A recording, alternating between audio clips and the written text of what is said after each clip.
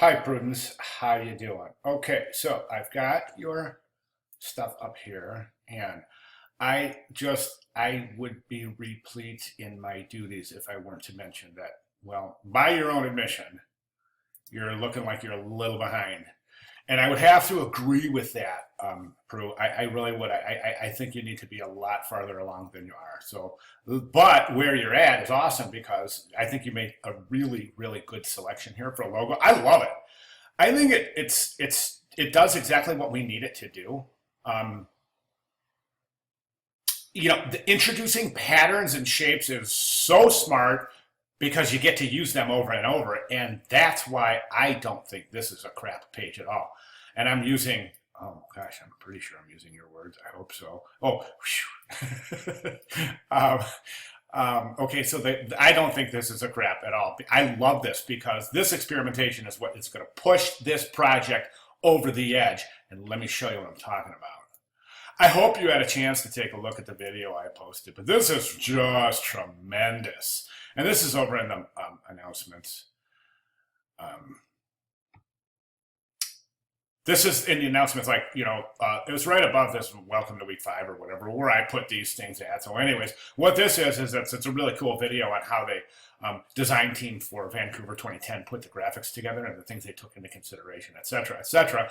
And then the presentation program goes into their pictograms, and then there are kind of advanced pictograms that they use in conjunction with the pictograms for building graphics and environmental graphics and stuff. And it's really cool. So you can see the evolution here. And what I'm really interested in is this background. See that background stuff there, that swirling winds and waters and trees, as it were, and all that cool stuff. And that's why I'm looking at this stuff thinking, wow, you've got some really super potential going on in here, just in your background stuff alone. Speaking of background stuff, I want to show you, you're going to see this anyway, so I just want to show you. Well, actually, before I do that, I want to talk about your pictograms as they relate to the logo. The logo mark, this is good. I don't think the Brasov 2022 and the Olympic rings they're the wrong scale for the logo. This whole thing needs to be bigger. I'm going to say, I watch my cursor, but I'm going to say, something a little more beefy, because right now you've got these trees and it looks like this Brasov is just kind of like hiding behind the trees and peeking its head around the corner. I do not recommend the dashed lines in the Olympic colors. I also don't recommend changing the Olympic colors. This might be a PDF rendering, but it looks like the colors have been changed from the original Olympic ring colors. I don't recommend changing that. That's something that probably, that's a really heavy duty decision that goes in front of the International Olympic Committee and all sorts of different things like that. So let's present that traditional. Now, this is cool because you've used shape again. You're creating this harmonious transition between design elements based on shape. So that's really a good, effective choice. Good job.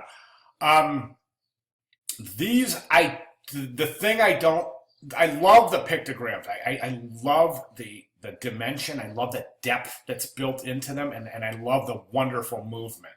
However, there are some areas that are just not going to work. Specifically, areas like this right here.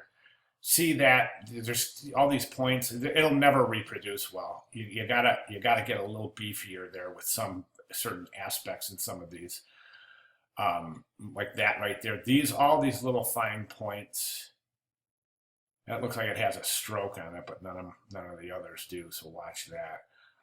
Anyways, so do you see what I'm saying? So and what I'm saying is that you've got this wonderful depth built in and dimension built into these, but that's going to get stripped if you present these in white or any other solid color.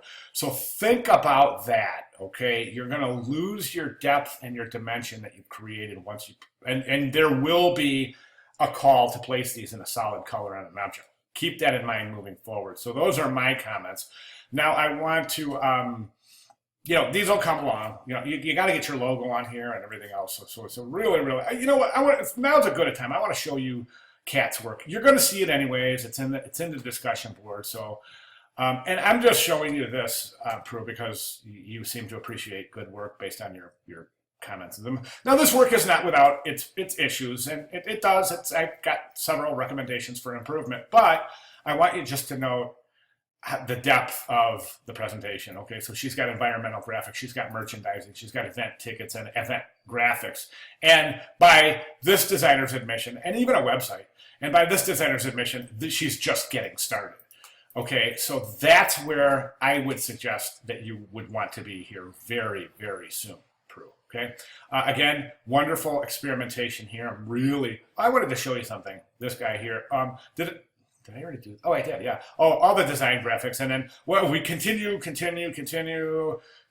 can see some merchandising, and then the really cool stuff is we can start seeing this environmental graphics for these booths and building graphics and event banner graphics for Olympic Village, where the athletes actually go to live, and motivational stickers for the training areas, and then you've got the padded. Ice rinks. It just goes on, and it's just really I just included this in here just to show you guys that the possibilities are really limitless here. So have at it. Okay, thanks, Prue. Oh, any questions? Please get with me. I got many recommendations and things, suggestions for things that you can use if you come up at a loss for ideas to place your graphics on. So anyway, okay, looking forward to seeing more. Thanks.